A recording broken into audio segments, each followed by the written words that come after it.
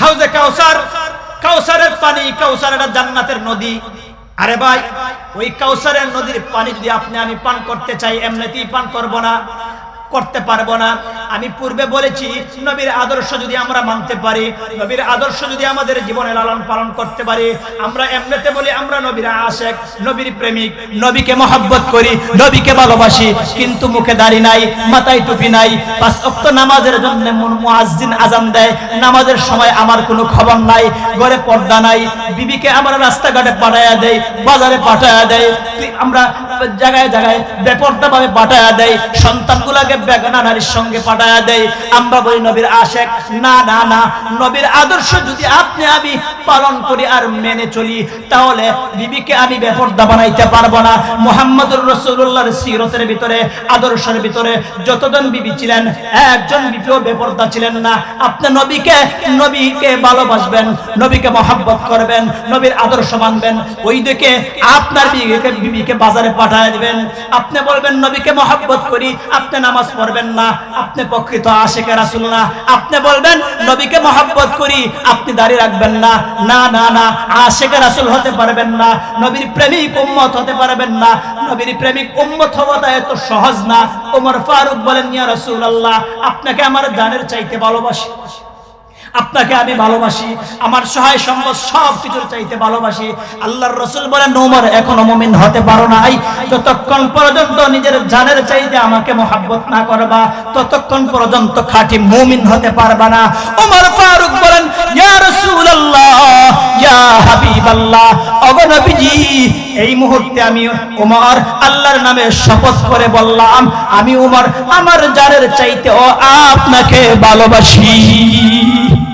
أما بعد فقد قال الله تبارك وتعالى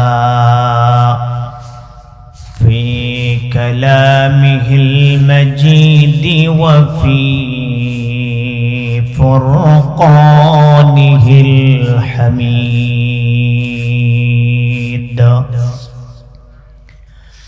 أعوذ بالله من الشيطان الرجيم. بسم الله الرحمن الرحيم.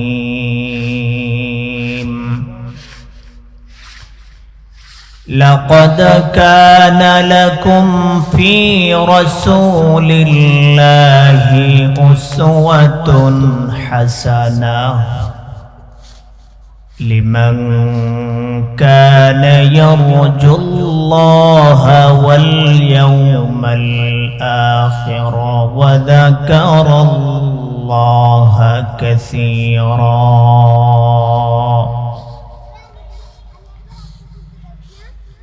وقال رسول الله صلى الله عليه وسلم: من أحب سنتي فقد أحبني، ومن أحبني كان معي في الجنة، أو كما قال النبي عليه الصلاة والسلام.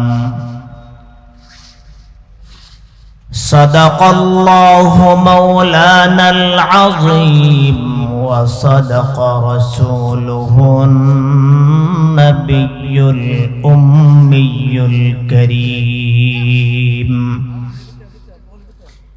ونحن على ذلك من الشاهدين والشاكرين والذاكرين، والحمد لله رب العالمين. اللهم صل على محمد وعلى آل محمد كما صليت على إبراهيم وعلى آل إبراهيم إنك حميد مجيد اللهم بارك على محمد وعلى آل محمد كما باركت على إبراهيم وعلى آل إبراهيم إنك حميد مجيد بلغ العلا بكماله كشف الدجى بجماله حسنت جميع خصاله صلوا عليه وآله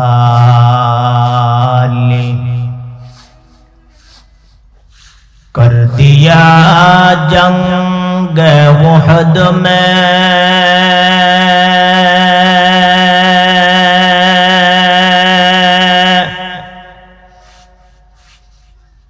मुस्तफा दंदा शहीद कर दिया जंग उहद में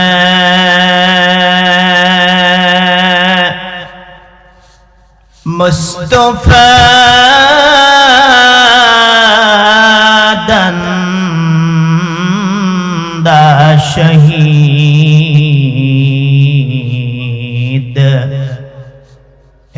खिलाफत या शरीअत हमको मिलने के लिए बलगल उला बिकमालिही कशफत दुजा बिजमालिही हसनत जमीअ खिसालिही सल्लु अलैहि व आलिहि। दौलतपुर साहेबबाड़ी केंद्रीय जामे मस्जिदेर उद्योगे आयोजित আজকের মুবারকময় মজলিসের সম্মানিত সভাপতি সাহেব,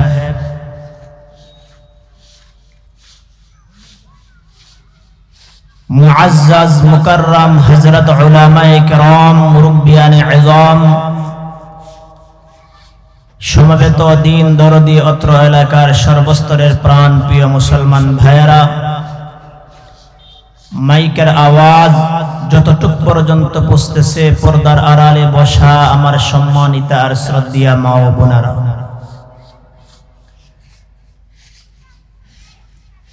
আমরা সর্বপ্রথম মহান আল্লাহ জাল্লা জালালুহু আম্মা নওয়ালুহু এর দরবারে লাখ কোটি শুকর আর সুজুদ আদায় করছি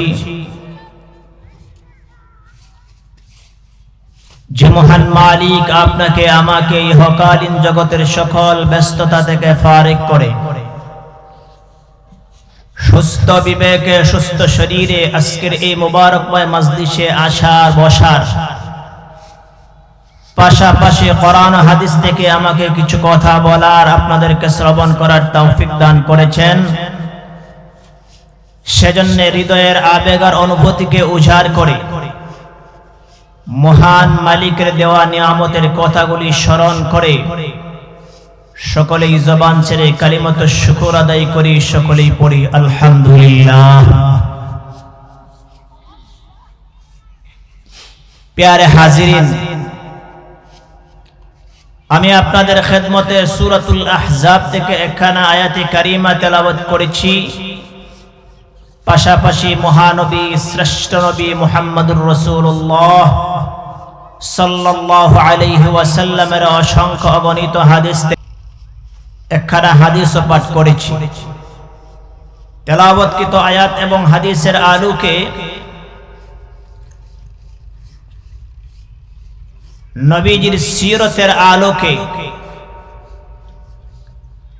আপনাদের খেদমতে কিছু কথা বলার চেষ্টা করব। আল্লাহ যেন আমাকে উপকারী কিছু কথা বলার, আপনাদেরকে শ্রবণ করার তৌফিক দান করেন। সকলে পড়ি আমিন। মুহতারাম হাজিরিন,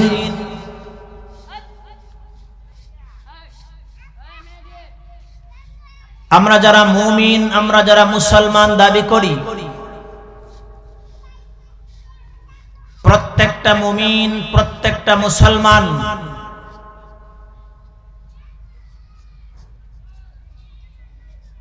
তার নিজ সম্পর্কে চেনা জানা যতটুকু জরুরি, তার চাইতে হাজারো কোটি গুণ নবীজির সিরত, নবীজির পরিচয়, নবীজির আদর্শ জানা জরুরি।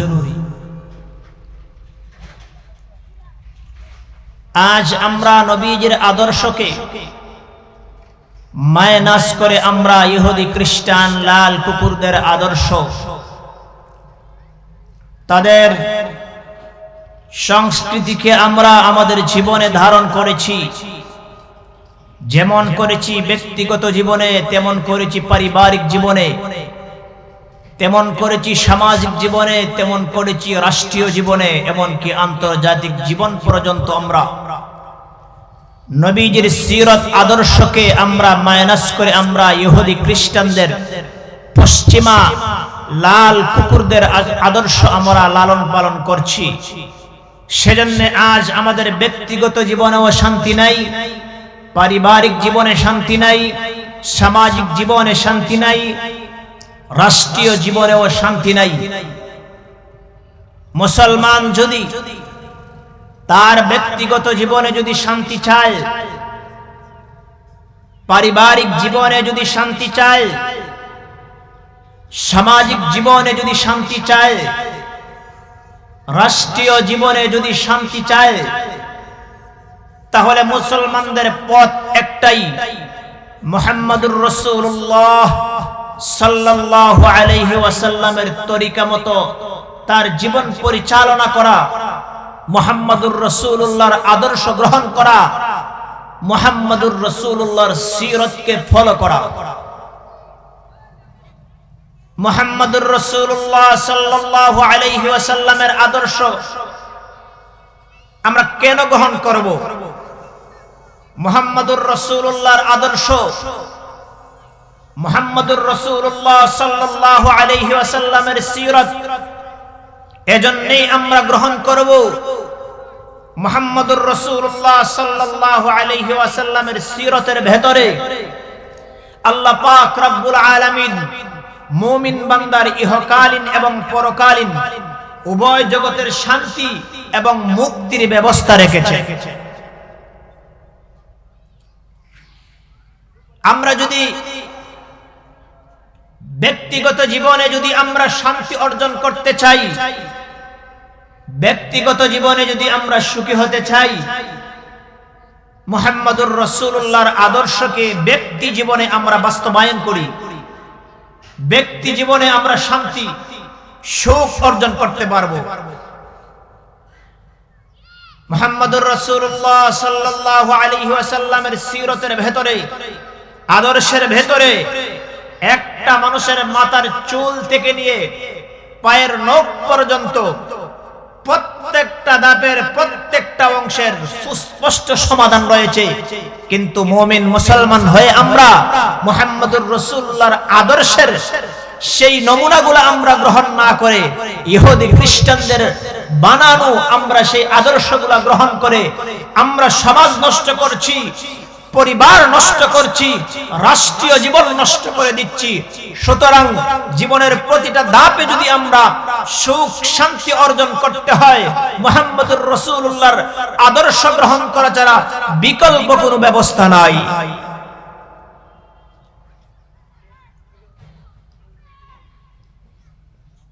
একটা মানুষ মুহাম্মদুর রাসূলুল্লাহ সাল্লাল্লাহু আলাইহি ওয়াসাল্লামের আদর্শ কেন গ্রহণ করবে? কিছু নাস্তিক মার্কা মানুষ আপনাকে প্রশ্ন করবে, মুহাম্মদুর রাসূলুল্লাহর আদর্শের মধ্যে এমন কি রয়েছে শুধুমাত্র কেবলমাত্র মুহাম্মদুর রাসূলুল্লাহর আদর্শ গ্রহণ করা লাগবে? মুহাম্মদুর রাসূলুল্লাহ সাল্লাল্লাহু আলাইহি ওয়াসাল্লামের আদর্শ এই জন্যই গ্রহণ করা লাগবে কারণ মুহাম্মদুর রাসূলুল্লাহর আদর্শের মধ্যে কোনো কলঙ্কের দাগ নাই। মুহাম্মদুর রাসূলুল্লাহর আদর্শের মধ্যে সিরাতের মধ্যে কোনো কলঙ্কের দাগ নাই, কোনো ত্রুটির দাগ নাই। কেউ মুহাম্মদুর রাসূলুল্লাহর আদর্শের মধ্যে মুহাম্মদুর রাসূলুল্লাহর আখলাক, চরিত্র, আমানতদারিতা, দিয়ানতদারিতা কোন ক্ষেত্রে কোন মানুষ মুহাম্মদুর রাসূলুল্লাহর চরিত্রের ক্ষেত্রে কলম ধরার কোনো সাহস করতে পারবে না। এই দুনিয়াতে আল্লাহ পাক রব্বুল আলামিন 1,24,000 পয়গম্বর দুনিয়াতে পাঠিয়েছেন, কমই বেশি। বাবা আদম থেকে নিয়ে শেষ নবী মুহাম্মদুর রাসূলুল্লাহ সাল্লাল্লাহু আলাইহি ওয়াসাল্লাম পর্যন্ত যত নবী রাসূল আল্লাহ তাআলা দুনিয়াতে পাঠিয়েছেন এমন কোন নবী নাই যেই নবীর বংশে, যেই নবীর জন্ম সূত্রে, যেই নবীর জন্ম নিয়া, যেই নবীর সিরত নিয়া কোন মানুষ কলঙ্কের দাগ দেখাতে পারবে, লটাতে পারবে, ধরতে পারবে, দুনিয়ায় এমন কোন মানুষ নাই। তবে খ্রিস্টানরা ঈসা পয়গম্বরের দুশ্চর্চা করেছে, সেজন্য তারা দুনিয়া আখিরাতে তারা অভিশপ্ত হয়েছে।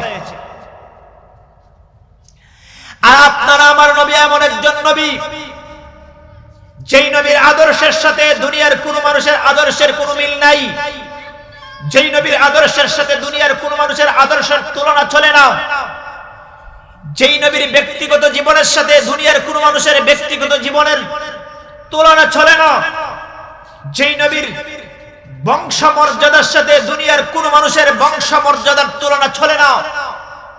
আমার আপনার নবীর জীবনের প্রত্যেকটা দিক এত সুন্দর করে আল্লাহ পাক ফিট করে দিয়েছেন, নির্ভেজাল করে তৈরি করে দিয়েছেন, দুনিয়ার কোন মানুষ আমার নবীর সিরতের উপর, জীবনের উপর কলম ধরার কোনো দুঃসাহস করতে পারবে না। আমার মুসলমান বন্ধুগণ,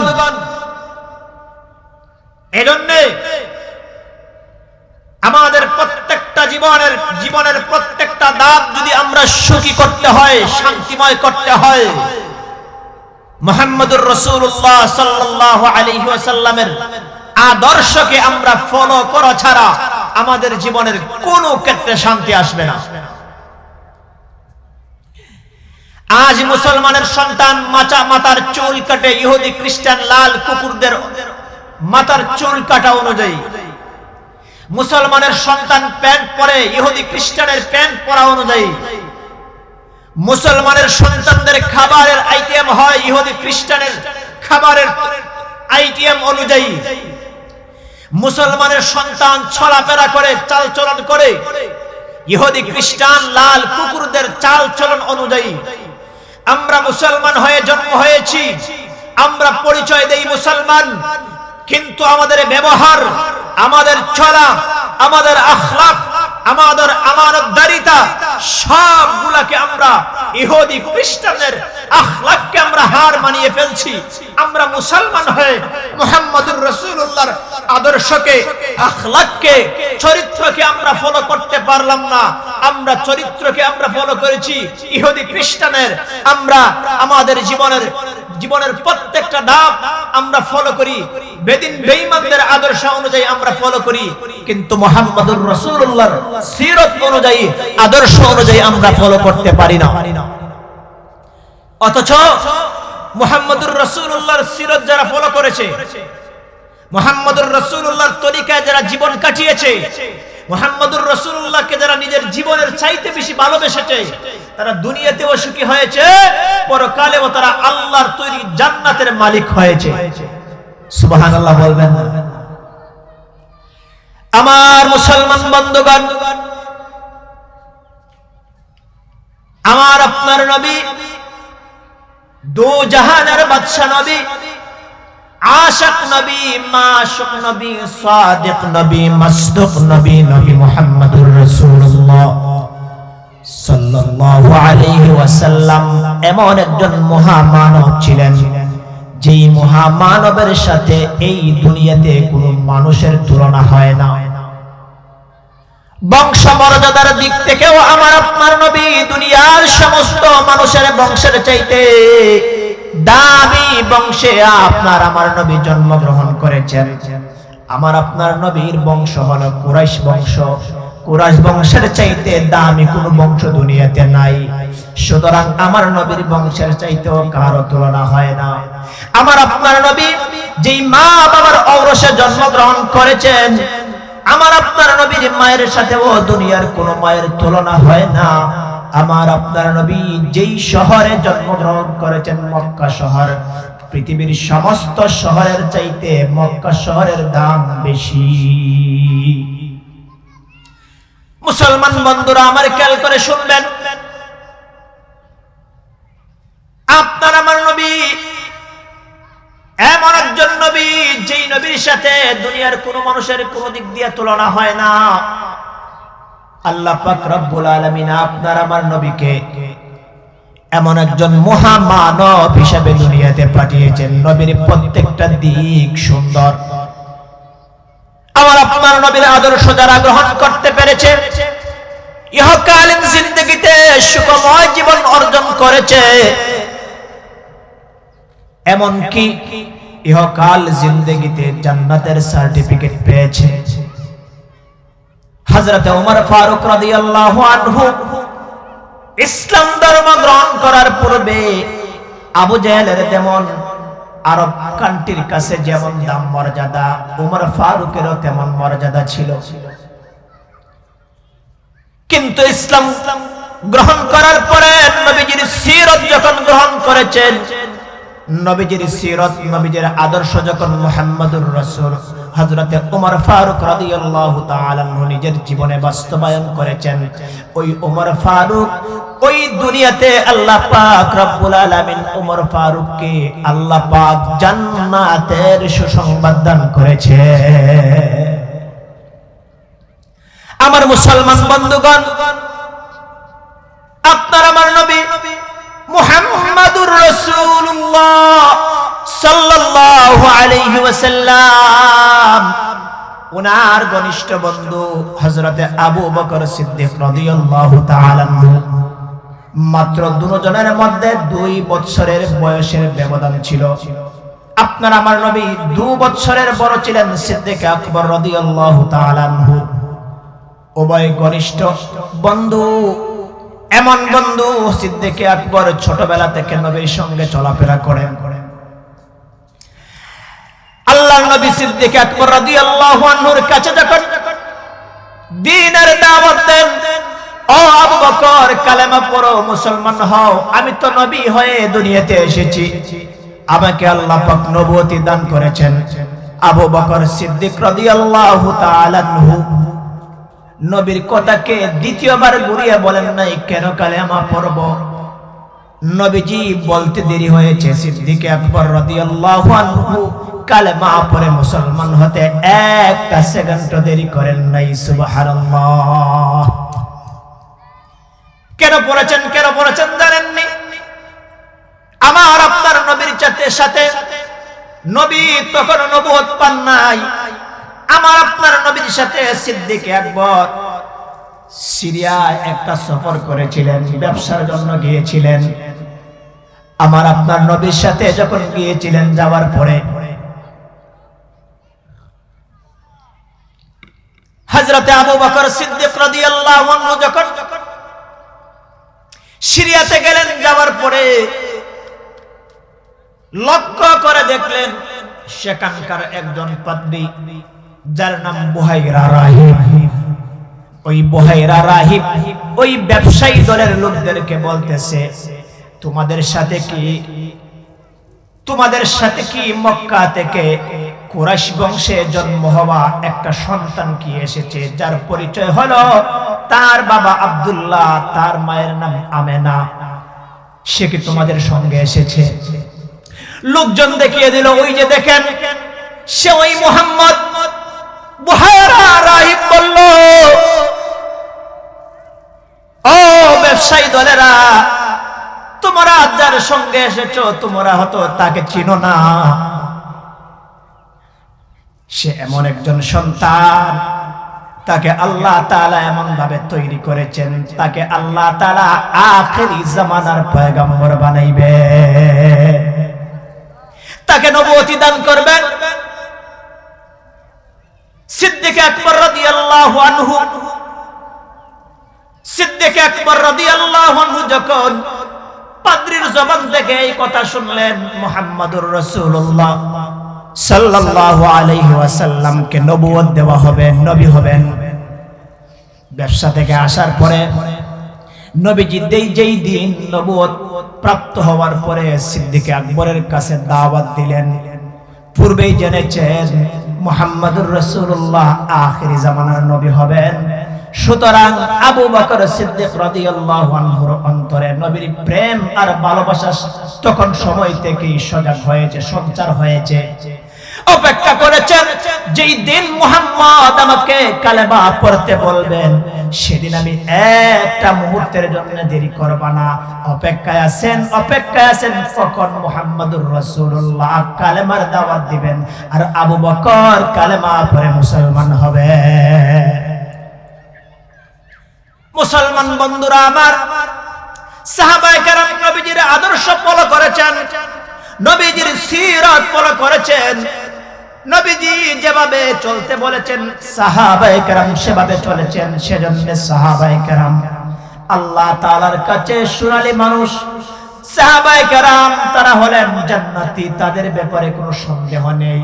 আল্লাহ তাদের ব্যাপারে এত খুশি হয়েছেন, আল্লাহ তাআলার হাবিবকে বন্ধুকে জানিয়ে দিচ্ছেন, ও আমার হাবিব, আপনার সাহাবায়ে কেরামদের উপর আমি আল্লাহ রাজি হয়ে গেলাম। আল্লাহ তাআলা কোরআনে কারিমে বলেন, উলাইকাল্লাযীনা ইমতাহানাল্লাহু কুলুবাহুম লিত্তাকওয়া। আল্লাহ তাআলা বলেন, সাহাবায়ে কেরামদেরকে তাকওয়ার মেডিসিনের দ্বারা আমি পরীক্ষা নিয়েছি। সাহাবায়ে কেরামকে আল্লাহ তাআলা এই দুনিয়াতে জান্নাতের সুসংবাদ দিয়েছেন। সাহাবায়ে কেরামদেরকে জান্নাতের সার্টিফিকেট দিয়েছেন। দুনিয়াতে থাকা অবস্থায় বলেছেন তুমি জান্নাতি। মুসলমান সাহাবায়ে কেরাম কেন দুনিয়াতে জান্নাতের সার্টিফিকেট পেলেন? একমাত্র কারণ নবীজির সিরাত তারা গ্রহণ করেছে, নবীর প্রেম তাদের অন্তরে ছিল, নবীর আদর্শ অনুযায়ী তাদের জীবন কাটিয়েছেন। সেজন্য আল্লাহ তাআলা দুনিয়াতেও তাদেরকে সুখী জীবন দান করেছেন, আখিরাতেও তারা আল্লাহর অফুরন্ত শান্তির জায়গা জান্নাতের মালিক হবে। আমাদের সমাজে কিছু মানুষ আছে তারা সাহাবায়ে কেরামদেরকে সত্যের মাপকাঠি মানতে চায় না।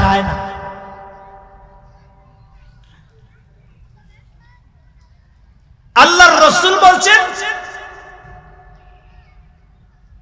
আমার সাহাবায়ে কেরাম হলেন আকাশের নক্ষত্র তুল্য,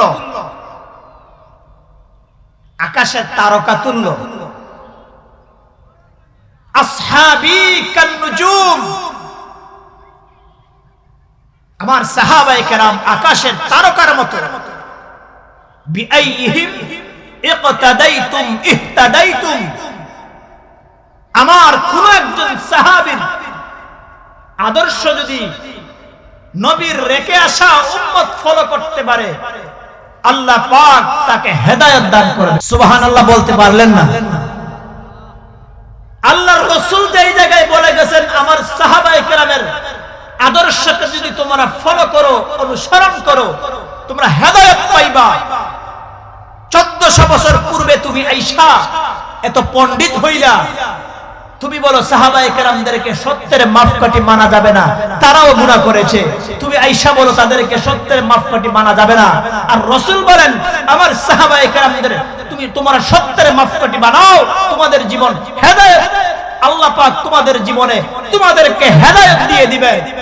যে জায়গায় রাসূল বলছেন, আর তুমি 1400 বছর পূর্বে আয়েশা বলো না সাহাবায়ে কেরামদের সত্যের মাপকাঠি মানা যাবে না।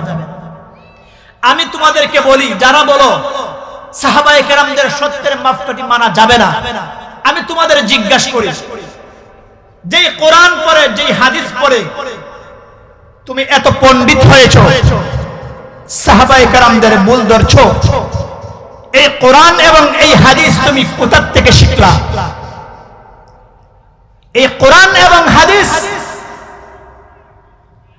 আসমান থেকে তোমার উপর জিবরিল আমিন কি এসে নিয়ে এসেছিল, আর তুমি সেগুলা শিখে তুমি সাহাবায়ে কেরামের মূল ধরছো।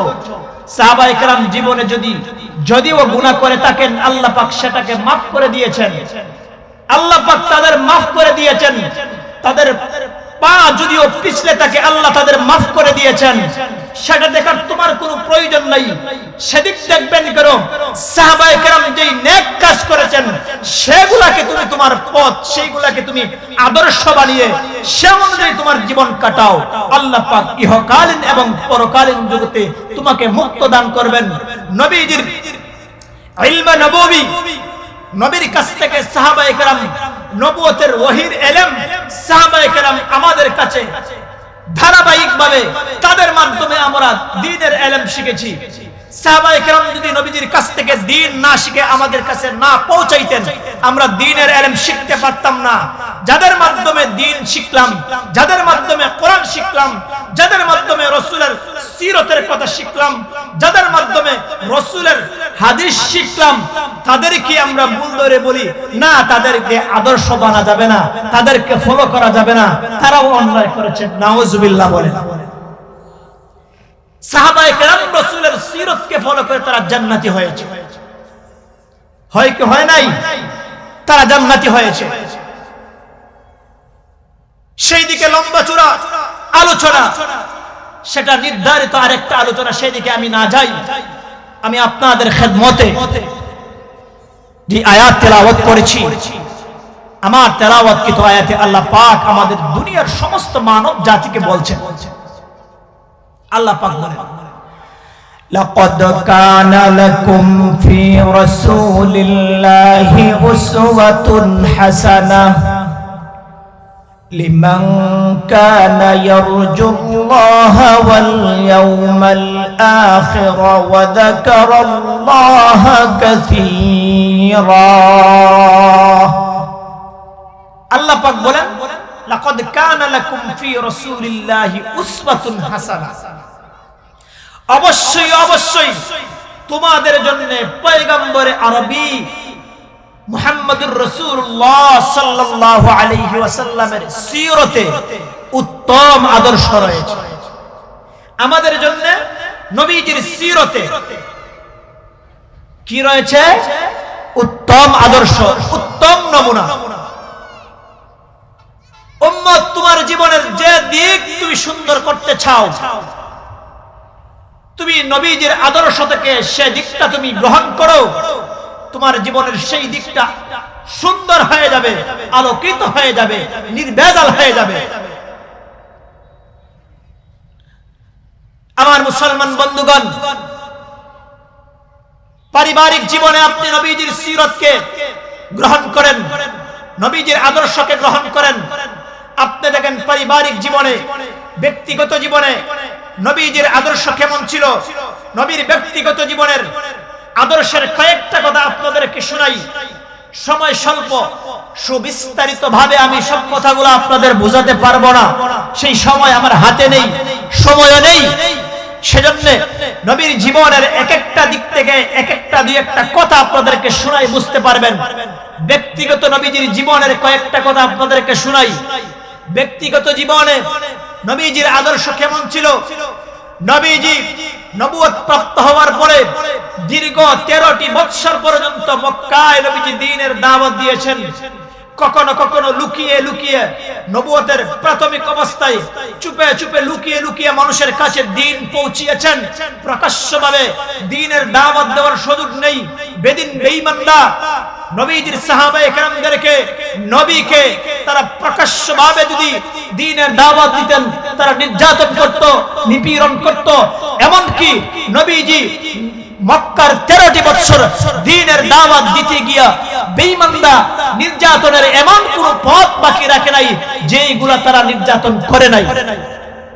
এই নির্যাতনগুলো সহ্য করে নবীজি দ্বীনের দাওয়াত দিয়েছেন। পাহাড়ের গিরিপথে লুকিয়ে সেখানে গিয়ে নামাজ পড়েছেন। রাতের বেলা লুকিয়ে লুকিয়ে মানুষের কাছে দ্বীনের দাওয়াত দিয়েছেন। প্রকাশ্যভাবে দিতে পারেন নাই। আজ আমরা উম্মত স্বাধীন দেশে স্বাধীনভাবে চলার পরেও আমরা স্বাধীন মসজিদে আমরা যখন মন চাই তখনই ইবাদত করতে পারি, কিন্তু আমরা মুয়াজ্জিন যখন পাঁচ ওয়াক্ত যখন নামাজের বেলায় আমাদেরকে ডাকে তখন স্বাধীন হওয়া সত্ত্বেও চাইলে আমি নামাজ পড়তে পারি, কোনো বাধা নেই, আমরা নামাজ পড়তে আসি না। কিন্তু নবীজির সাহাবায়ে কেরাম নবীজি দ্বীনের সূচনায় তারা স্বাধীনভাবে দ্বীনের দাওয়াত দিতে পারতেন না, স্বাধীনভাবে নামাজ পড়তে পারতেন না।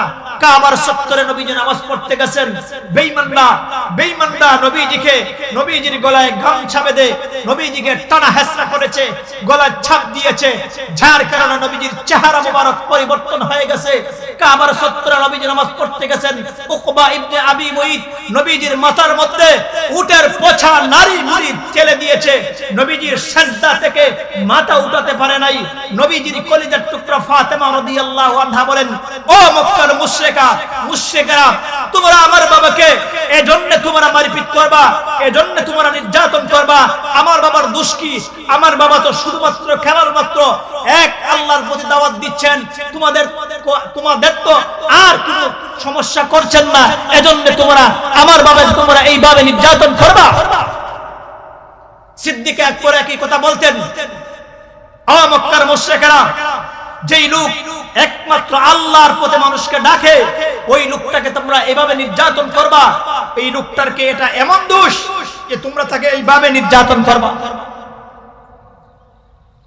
আপনারা জানেন তায়েফে গেছেন কালেমার দাওয়াত দিতে, বেঈমানরা পেছনে ছোট ছোট বাচ্চাদেরকে লেলায় দিছে, পাথর দিয়া নবীজির গায়ে ঢিল মেরে মেরে তারা রক্তাক্ত করেছে।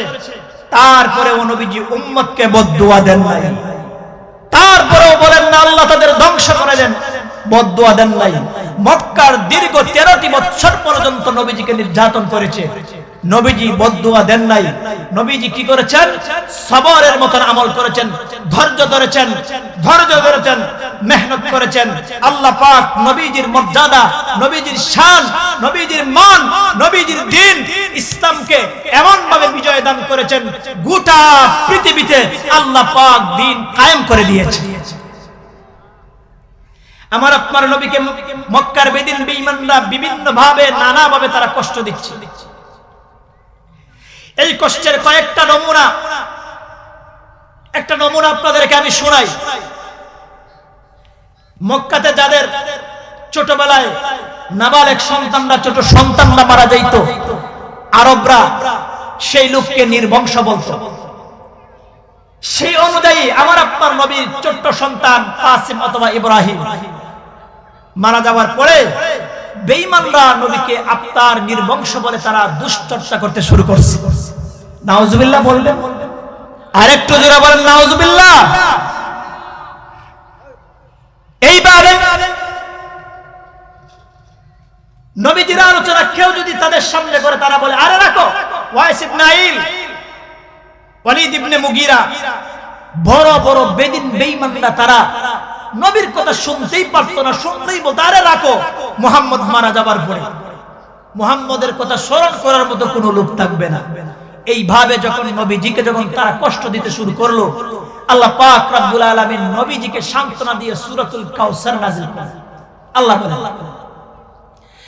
ইন্না আ'তাইনাকাল কাউসার ফাসাল্লি লিরাব্বিকা ওয়ানহার ইন্না শানিআকা হুয়াল আবতার। জবান খুলে পড়েন আল্লাহু আকবার, আর জোরে পড়েন আল্লাহু আকবার। আর মুসলমান বন্ধুগণ, নবীর কলিজা টুকরা ইব্রাহিম অথবা কাসেম যখন মারা গেল, মারা যাওয়ার পরে মক্কার বেঈমানরা নবীজির পেছনে তারা দুশ্চর্চা করতে শুরু করলো।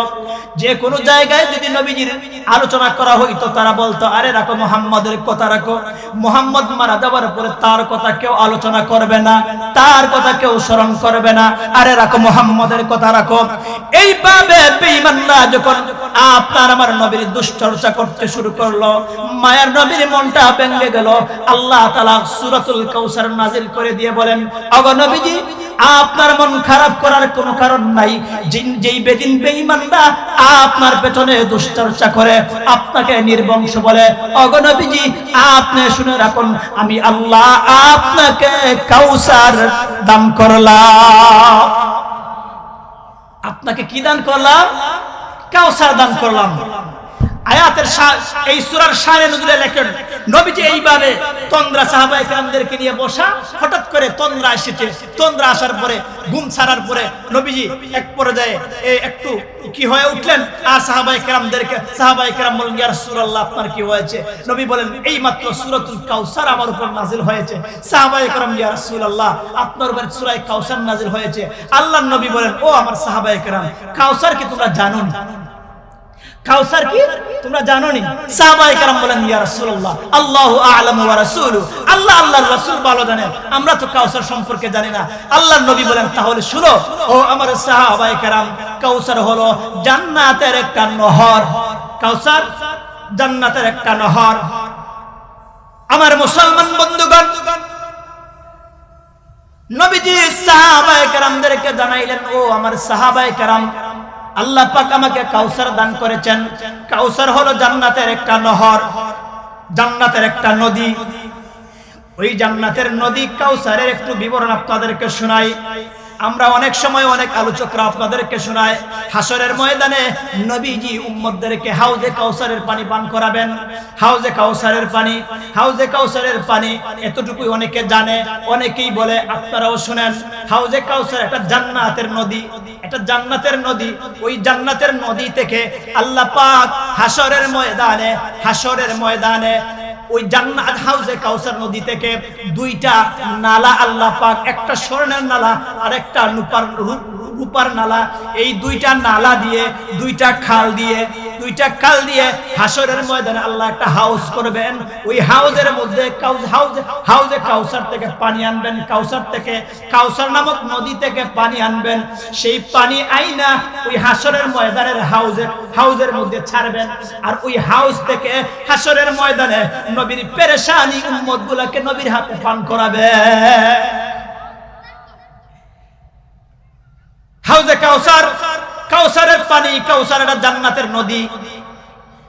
আরে ভাই, ওই কাউসারের নদীর পানি যদি আপনি আমি পান করতে চাই, এমনিতেই পান করতে পারবো না। আমি পূর্বে বলেছি, নবীর আদর্শ যদি আমরা মানতে পারি, নবীর আদর্শ যদি আমাদের জীবনে লালন পালন করতে পারি, আমরা এমনিতে বলি আমরা নবীর আশিক, নবীর প্রেমিক, নবীকে মহব্বত করি, নবীকে ভালোবাসি, কিন্তু মুখে দাড়ি নাই, মাথায় টুপি নাই, 5 ওয়াক্ত নামাজের জন্য মুয়াজ্জিন আযান দেয়, নামাজের সময় আমার কোনো খবর নাই, ঘরে পর্দা নাই, বিবিকে আমরা রাস্তাঘাটে পাঠায়া দেই, বাজারে পাঠায়া দেই, আমরা জায়গায় বেপরদাভাবে পাঠায়া দেই, সন্তানগুলোকে বেগানা নারীর সঙ্গে পাঠায়া দেয়। আমরা বলি নবীর আশিক। না, নবীর আদর্শ যদি আপনি আমি পালন করি আর মেনে চলি, তাহলে বিবিকে আমি বেপরদা বানাইতে পারবো না। মুহাম্মদুর রাসূলুল্লাহর সিরতের ভিতরে, আদর্শের ভিতরে যতজন বিবি ছিলেন, একজন বিবিও বেপরদা ছিলেন না। আপনি নবীকে ভালোবাসবেন, নবীকে মহব্বত করবেন, নবীর আদর্শ মানবেন, ওই দিকে আপনার বিবিকে বাজারে পাঠায় দিবেন। আপনি বলবেন নবীকে মহব্বত করি, আপনি নামাজ পড়বেন না, আপনি প্রকৃত আশিকে রাসূল না। আপনি বলবেন নবীকে মহব্বত করি, আপনি দাড়ি রাখবেন না। না, আশিকে রাসূল হতে পারবেন না, নবীর প্রেমিক উম্মত হতে পারবেন না। নবীর প্রেমিক উম্মত হওয়াটা এত সহজ না। ওমর ফারুক বলেন, ইয়া রাসূলুল্লাহ আপনাকে আমার জানের চাইতে ভালোবাসি। আপনাকে আমি ভালোবাসি, আমার সহায় সম্পদ সব কিছুর চাইতে ভালোবাসি। আল্লাহর রাসূল বলেন, ওমর এখনো মুমিন হতে পারো নাই, যতক্ষণ পর্যন্ত নিজের জানের চাইতে আমাকে মহব্বত না করবা ততক্ষণ পর্যন্ত খাঁটি মুমিন হতে পারবা না। ওমর ফারুক বলেন, ইয়া রাসূলুল্লাহ, ইয়া হাবিবাল্লাহ, ওগো নবীজি, এই মুহূর্তে আমি ওমর আল্লাহর নামে শপথ করে বললাম, আমি ওমর আমার জানের চাইতেও আপনাকে ভালোবাসি। আশেকে রাসূল হওয়া এত সহজ? প্রকৃত নবীর উম্মত হতে না পারলে হাসরের ময়দানে নবীর হাতে হাউজে কাউসার পান করতে পারবেন না। মুসলমান বন্ধুরা আমার, কাউসার নামক জান্নাতি নহর থেকে দুটা নালা বা দুইটা কাল নালা দিয়ে হাসরের ময়দানে হাউজ বানায়া সেখানে পানি আনার পরে ওই পানিটা নবীজি হাসরের ময়দানে নবীজির পেরেশান উম্মতদেরকে পান করাবেন। একবার নবীর একটা মুমিন উম্মত যদি একবার পান করতে পারে, তার জিন্দেগিতে কোনোদিন পানির পিপাসা লাগবে না। আর জোরে সুবহানাল্লাহ। হাউজে কাউসারের পানি, হাউজে কাউসারের পানি এটা আপনার আমার পাশের নদীর খালের পানির মতো, দুধের চাইতেও সাদা হবে। কি হবে? দুধের চাইতেও সাদা হবে, মধুর চাইতেও মিষ্টি হবে। হাউজে কাউসারের পানির একটা সুঘ্রাণ আছে, ওই সুঘ্রাণটা মেশকে আনবরের চাইতেও বেশি হবে। নবীর উম্মতগুলোকে হাসরের ময়দানে হাউজে কাউসারের পানি পান করাবেন। বলতে পারেন এত এত উম্মত হবে, এত উম্মতগুলোকে নবী পান করার জন্য পান পাত্র এতগুলা কোথায় পাবেন? নবী বলেন, আকাশে যেই সমস্ত তারকা রয়েছে তার চাইতেও হাউজে কাউসারের পানি পান করানোর জন্য পান পাত্র তার চাইতেও বেশি থাকবে। আপনার আমার নবীর হাতে হাউজে কাউসারের পানি পান করতে চাই কি চাই না? যদি চাই, এখন থেকে ইরাদা করেন, ওয়াদা করেন, যতদিন এই দুনিয়াতে বাঁচবো একদিন 5 ওয়াক্তের এক ওয়াক্ত নামাজ ছাড়বো না। রাজি আছেন? হাত তুলেন, হাত তুলেন। আল্লাহ আমাদের সকলকে কবুল করেন। 5 ওয়াক্ত নামাজ পড়বেন। পারিবারিক জীবনে নবীজির আদর্শকে বাস্তবায়ন করবেন। নবীজির কোনো বিবিকে কোনোদিন গালি দেন নাই। আপনার আমার সামান্য একটু মেজাজ খারাপ হয়ে গেলে পানি আনতে দেরি হয়েছে, পানি আনতে, আর সুবহানাল্লাহ, পানি আনতে দেরি হইল কা লাঠি নিয়া পিটান বউরে। এটা রাসূলের আদর্শ না? এটা রাসূলের আদর্শ না। রাসূল বিবিদেরকে কাজে সহযোগিতা করছে। আর আজকে আমরা যদি করি তাহলে বলবো বউ পাগল। কে বলবে? বউ তাবিজ করে ফেলছে। এটা দ্বীনের বাহিরে কিছু না। বিবিকে কাজে সহযোগিতা করা এটা রাসূলের আদর্শ, রাসূলের সিরাত। রাসূল দ্বীনের দাওয়াত থেকে আসছেন। আম্মা জান আয়েশা রুটি বানাচ্ছেন, জিজ্ঞেস করছেন, আয়েশা খাবার হইছে?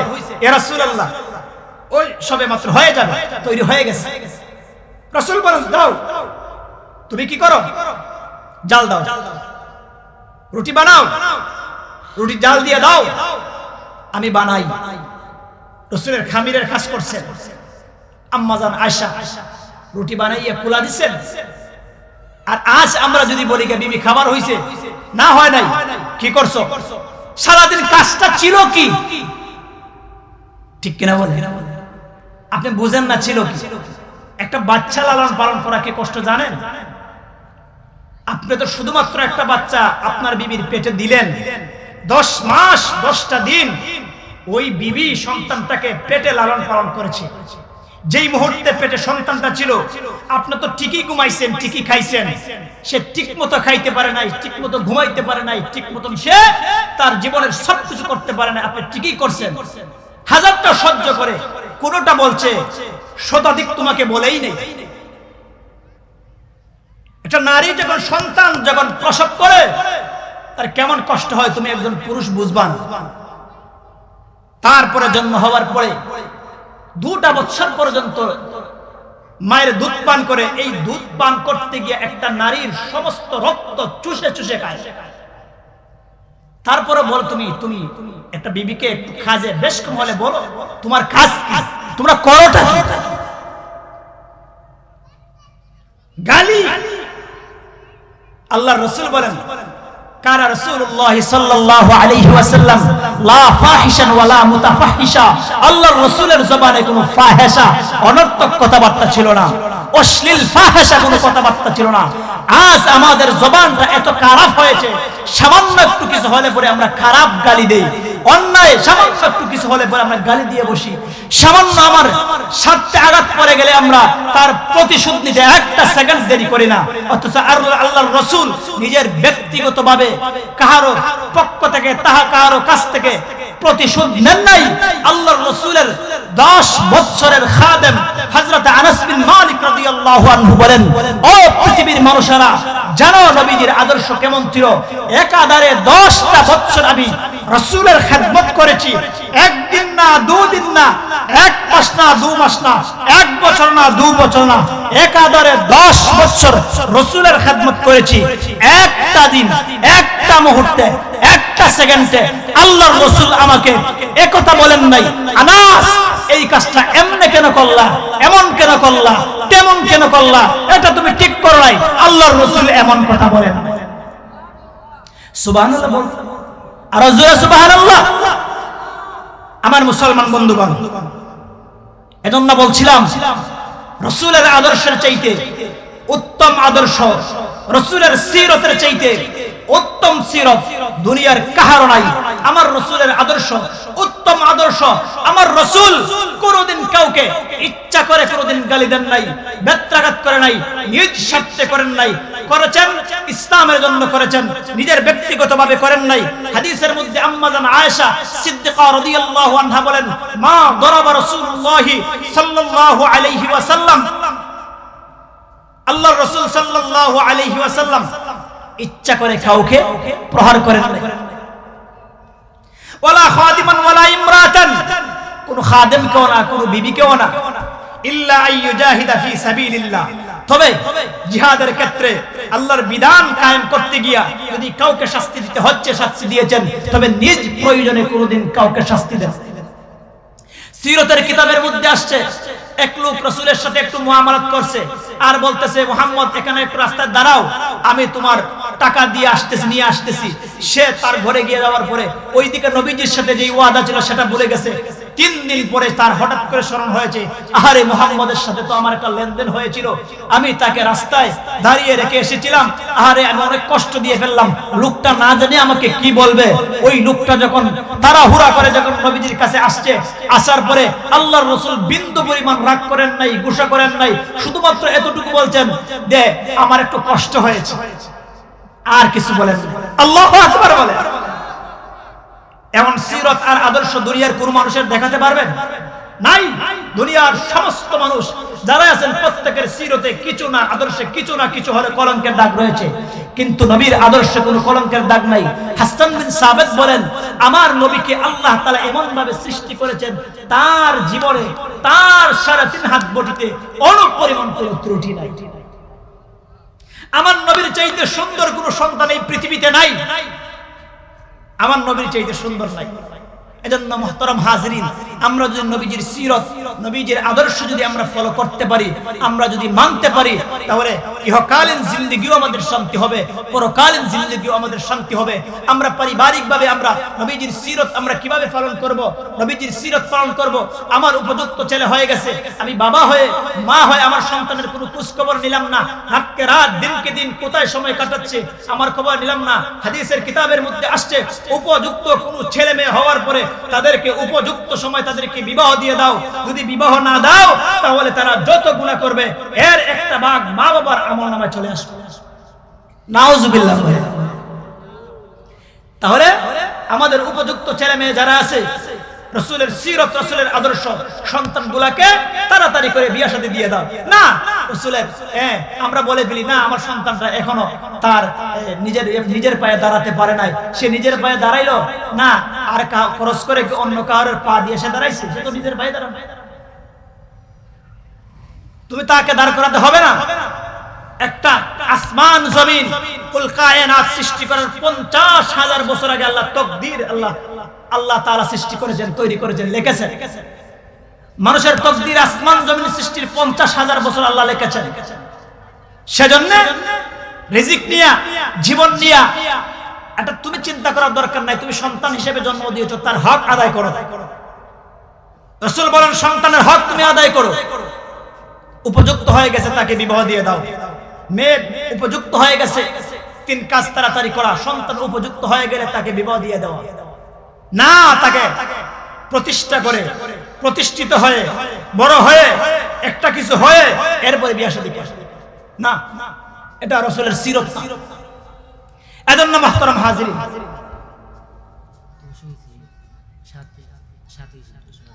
ঠিক আছে। তো মুহতারাম হাজিরিন, নবীজির সিরতের আদর্শের আলোচনা লম্বা চূড়া আলোচনা। ইনশাআল্লাহ আপনারা মাগরিবের পরে ধারাবাহিকভাবে আমাদের বিশেষ করে বাহুবলের প্রসিদ্ধ উলামায়ে কেরাম যারা আছেন ময়দানে, ওয়াজের ময়দানে, তাদের জবান থেকে শুনবেন